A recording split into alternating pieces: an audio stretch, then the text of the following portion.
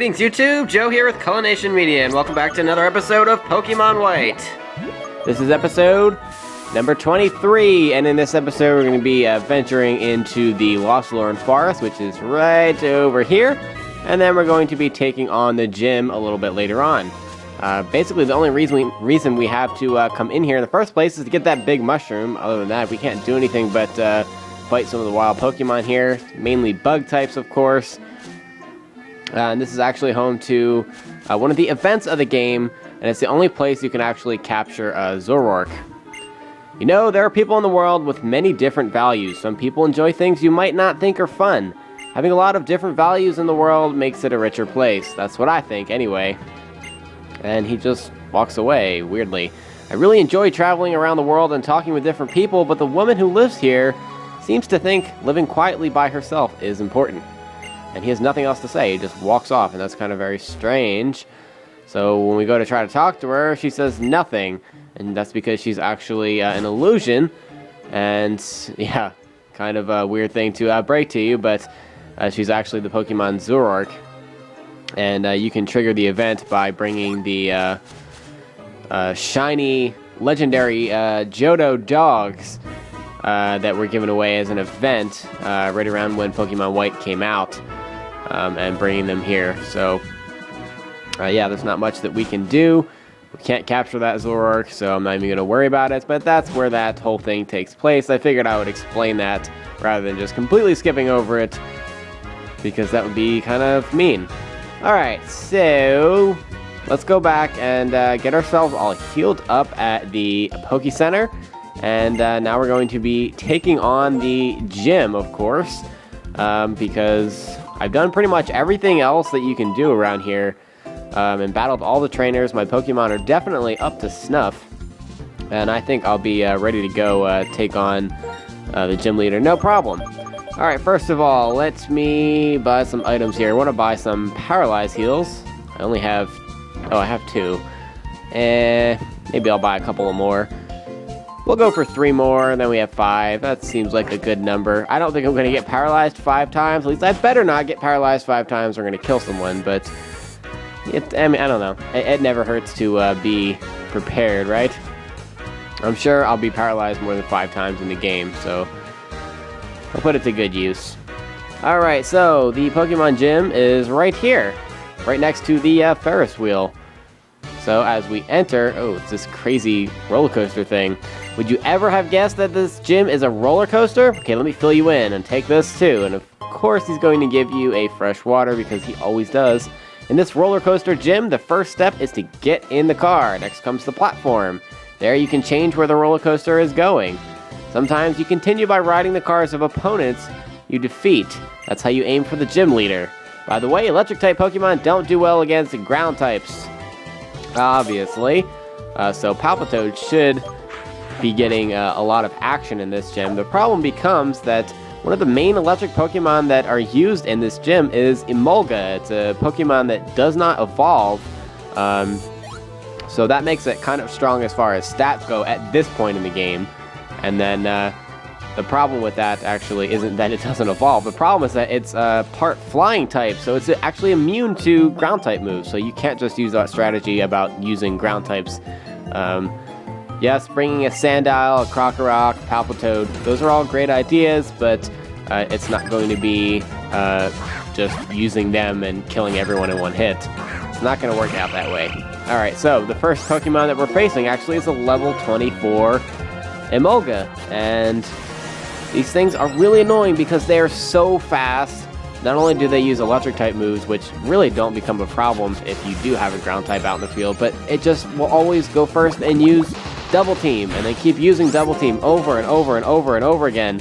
And sometimes, I swear, it is incredibly difficult to hit these things unless you just get really lucky, or you have some type of move that is going to hit no matter what. But the main one I can think about is Aerial Ace, which turns out to be not very effective against Emolga. The other one would be Shockwave, so I guess you could use that if you wanted.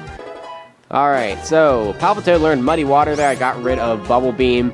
Muddy Water doesn't have perfect accuracy like Bubble Beam does, but it has a good 30 extra base power, so that's why I ended up teaching it to him. It's a good move. course, Emolga's going to go first. It's going to go for a double team here, and Ancient Power missed. I'll try it a second time, hoping this Emolga doesn't get to use any electric-type moves. That would be bad news because Archon's actually weak to it, but one Ancient Power is enough to do the trick, and Emolga goes down. The problem is that Ancient Power doesn't have that much in the way of PP, so I already used 2. That part kind of sucks. I should try to conserve that a little bit. No, I missed my card. Now I have to wait for the next one. It's like I'm trying to catch a cab or something. If you miss it, you have to wait until the next one comes around. Alright, there we go. And as we can see, there's going to be another trainer battle up here by the switch and where the next car is going to pick us up. Welcome, Challenger! Okay. I don't feel very welcome. I'm getting attacked all over the place, but that's alright. Rich Boy Cody. And he's going to start off with a level 25 Blitzel. We have the advantage here. We have Palpitoad. And one Mud Shot is going to take care of this little guy very easily. We also have the speed advantage there, so he doesn't get the chance to do anything. And that's it for that battle. And not only that, but we get $4,000 for that. I don't really feel like we earned it, but that's okay. And yeah, before you get too excited about getting into that car and moving on, we have to battle this dude before we can go any further. Yay. But, I mean, I don't see the harm in it. It's kind of annoying, but at the same time, well, one, he's a rich boy, so he's going to give you a lot of money, and you know, secondly, you could always use the extra experience, especially right before a gym leader. Alright, so level 24, Blitzel goes down in one hit to Mudshot, and he has a second, let me guess, level 24 Blitzel. How shocking. No pun intended. And Mudshot again takes down the Blitzel, and we get $3,840 that time. Why did we make less money off of battling a trainer that had 2 Pokemon rather than the one that only had 1 Pokemon? I don't know. It doesn't make any sense to me. I'm so confused. Oh, story of my life. Well, this bar is kind of cool. And yeah, lightning fast. Alright. So we're going to step on this switch right here. That'll activate the next track. And it'll change the path of the roller coaster. But before we can get into the car, yet again, our path is going to be blocked by the last trainer that we're going to be fighting before we fight the gym leader. And that's going to be Lady Colette. And she's going to start off with an Emolga at level 25. And meanwhile, we have Palpitoad. We're going to go for a Muddy Water here. And Emolga is going to outspeed us, unfortunately. If you're wondering where you can find Emolga, because I don't think I mentioned it, but there are quite a few routes around the Unova region with rustling grass that Emolga can be found in, usually 5 to 10% of the time instead of Audino. So it's actually on a good amount of routes. So yeah, there you go. Pursuit. Yeah, that didn't do a whole lot of damage. I know that wasn't very specific, but I'm not going to list all the routes because there are a lot of them where he can be found. So I would suggest either looking that up or just testing your luck in some of the surrounding routes around Mombasa City. So yeah, I know it's about 10% of the time, that's for sure. Alright, so 996 is the experience we get for defeating it, and Palpitoad's going to grow up to level 29. And we get $4,000 for that battle as well. All of a sudden, we are just rich from battling all these rich people who are painfully easy. Whoa, that was pretty awesome. Alright, well, we made it to the gym leader, and that really didn't take that long. We're not even 10 minutes into the video yet. And you're going to want to make sure you step on that switch. That way you can get back after the battle. And let's see. We'll start off with Archon, because I have a feeling that Emolga is going to be the beginning of this battle.